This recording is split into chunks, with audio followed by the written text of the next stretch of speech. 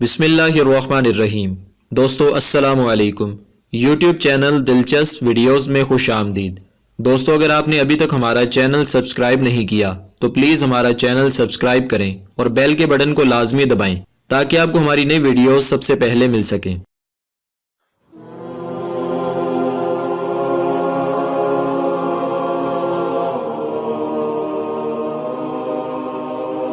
حضرت عیسیٰ علیہ السلام کی خدمت میں ایک آدمی نے عرض کی، یا روح اللہ، میں آپ کی صحبت بابرکت میں رہ کر خدمت کرنا اور علم شریعت حاصل کرنا چاہتا ہوں۔ آپ علیہ السلام نے اس کو اجازت دے دی۔ چلتے چلتے جب دونوں ایک نہر کے کنارے پہنچے تو آپ علیہ السلام نے فرمایا، آؤ کھانا کھا لیں۔ حضرت عیسیٰ علیہ السلام کے پاس 3 روٹیاں تھیں۔ جب ایک ایک روٹی دونوں کھا چکے تو حضرت عیسیٰ علیہ السلام نہر سے پانی نوش فرمانے لگے۔ اس شخص نے تیسری روٹی چھپا لی۔ جب آپ علیہ السلام پانی پی کر واپس تشریف لائے تو روٹی موجود نہ پا کر استفسار فرمایا، تیسری روٹی کہاں گئی؟ اس نے جھوٹ بولتے ہوئے کہا، مجھے معلوم نہیں۔ حضرت عیسیٰ علیہ السلام خاموش ہو گئے۔ تھوڑی دیر بعد فرمایا، آؤ آگے چلیں۔ راستے میں ایک ہرنی ملی جس کے ساتھ 2 بچے بھی تھے۔ حضرت عیسیٰ علیہ السلام نے ہرنی کے ایک بچے کو پاس بلایا تو وہ آ گیا۔ آپ علیہ السلام نے اسے ذبح کیا، بھونا اور دونوں نے مل کر کھایا۔ گوشت کھا چکنے کے بعد آپ نے ہڈیوں کو جمع کیا اور فرمایا، قم بإذن اللہ، یعنی اللہ کے حکم سے زندہ ہو کر کھڑا ہو جا۔ ہرنی کا بچہ زندہ ہو کر اپنی ماں کے ساتھ چلا گیا۔ حضرت عیسیٰ علیہ السلام نے اس شخص سے فرمایا، تجھے اس اللہ تعالیٰ کی قسم جس نے مجھے یہ معجزہ دکھانے کی قدرت عطا کی، سچ بتا وہ تیسری روٹی کہاں گئی؟ وہ بولا، مجھے معلوم نہیں۔ آپ نے فرمایا، آؤ آگے چلیں۔ چلتے چلتے ایک دریا پر پہنچے اور بیٹھ گئے۔ آپ علیہ السلام نے اس شخص کا ہاتھ پکڑا اور پانی کے اوپر چلتے ہوئے دریا کے دوسرے کنارے پہنچ گئے۔ آپ علیہ السلام نے اس شخص سے فرمایا، تجھے اس خدا کی قسم جس نے مجھے یہ معجزہ دکھانے کی قدرت عطا کی، سچ بتا کہ وہ تیسری روٹی کہاں گئی؟ وہ بولا، مجھے معلوم نہیں۔ آپ علیہ السلام نے فرمایا، آؤ آگے چلیں۔ چلتے چلتے ایک ریگستان میں پہنچے۔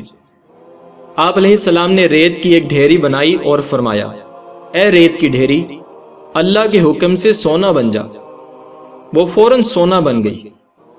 آپ علیہ السلام نے اس کے 3 حصے کیے، پھر فرمایا، یہ ایک حصہ میرا ہے اور ایک حصہ تیرا، اور ایک اس کا ہے جس نے وہ تیسری روٹی لی۔ یہ سنتے ہی وہ شخص جھٹ بول اٹھا، یا روح اللہ، وہ تیسری روٹی میں نے ہی لی تھی۔ آپ علیہ السلام نے فرمایا، یہ سارا سونا تو ہی لے لے۔ پھر اس کو چھوڑ کر آگے تشریف لے گئے۔